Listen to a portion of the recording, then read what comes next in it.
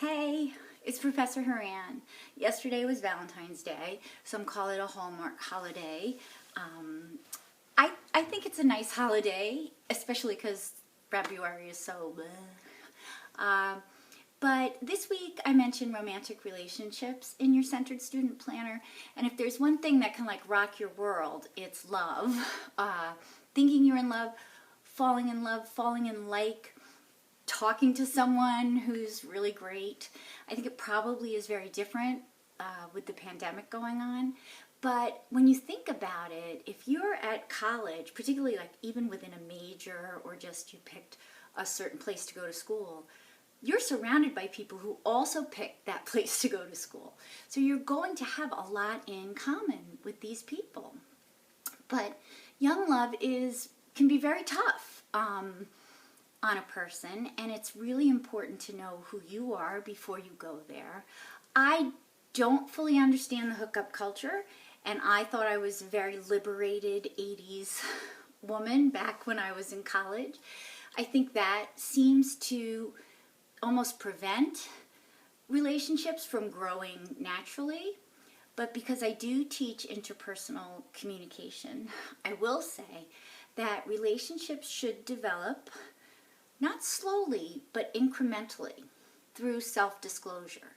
And so by self-disclosure, I mean we usually meet people and we just talk, what is our major, where are we from, low-level self-disclosure. Then if you continue that relationship, you might elevate your self-disclosure. Maybe you start to talk about your family a little bit more, go a little bit deeper. What you want to see is that the person is coming back with the same level of self-disclosure. If they're not, if they're still down here talking about pets and weather, then you're not on the same journey.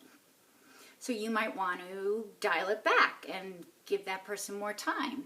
But sometimes what happens is we like a person so much, or we're so attracted to them, that we think if we keep self-disclosing and self-disclosing and self-disclosing, that they're going to catch up. But if they're still way down here, and you're up to the point where you're talking about beliefs and values and feelings, that's when you might be out of balance. One thing I often say is that in the Western culture, young girls are socialized to fall in love with just the idea of love. And that's the media and the Disney princess, all of those classic things. Men are socialized to achieve, and they view love often as a real commitment. So while we may fantasize as women about weddings and being so committed and so in love, a man thinks of that not in a negative way, but often in a way where that means a lot of responsibility. I don't know how many women think to themselves, I'm going to have to pay a mortgage, support a family, all of these things. I think we know we're going to work, but it's a little bit different from the male perception of that. And again, I'm talking about heterosexual couples here. And it always depends on the people involved. But what I would say is, don't dive into anything. And also, if something doesn't work out, the natural thing is to think, oh, I'm not good enough, pretty enough, funny enough, whatever it is you think, I'm not attractive enough. But when I look back on it, and I think about all the times that I thought that it was because of me, I can see so clearly with 20/20 hindsight how it was not the right time, or how that person had other issues going on in their life, or any number of things, to the point where it really wasn't me. It's hard not to feel that rejection so personally, but when you're college age, there are a whole lot of other things going on.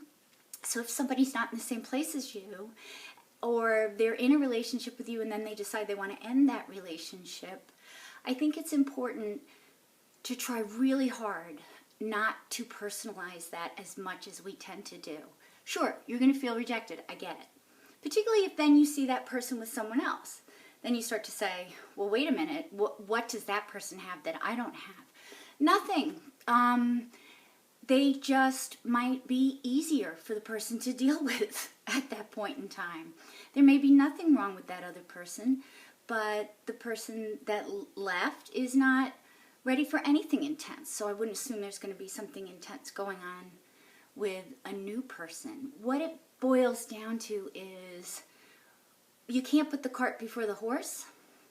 And sometimes when we want something serious or long-lasting at the wrong time in our life, it's just not going to happen.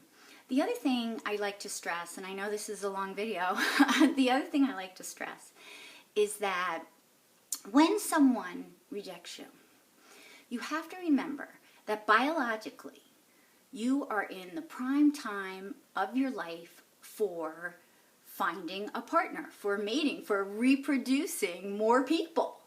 We're biologically driven that way.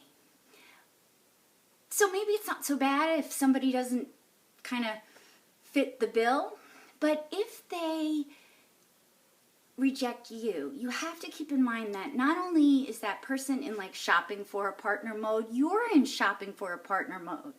So if this analogy helps, rather than trying to make something work with someone, think of yourself in a store and you're shopping, and you know what? Put them back on the shelf. They can go back on the shelf and then you can keep shopping. And I'm not talking about promiscuity. That is not what I'm talking about. I'm talking about when young people stay in relationships because they've been in them for 2 or 3 years. Oh, I've been with them since I'm 16. He's my first love. She's the only girl I ever liked. You know, there's so many ways to stay in touch with people that I think it's okay to let something go. And then maybe the timing will be better down the road. And we hear a lot of those stories too, where people rediscover each other. But the most important thing is your education, quite honestly.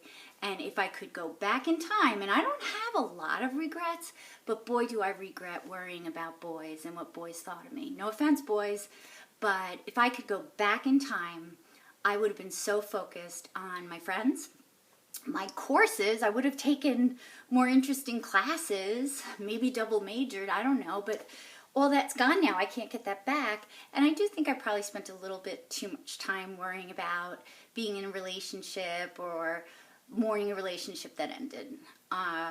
Because now when I think about it, and I've seen these people later in life, it wasn't me. It was the time.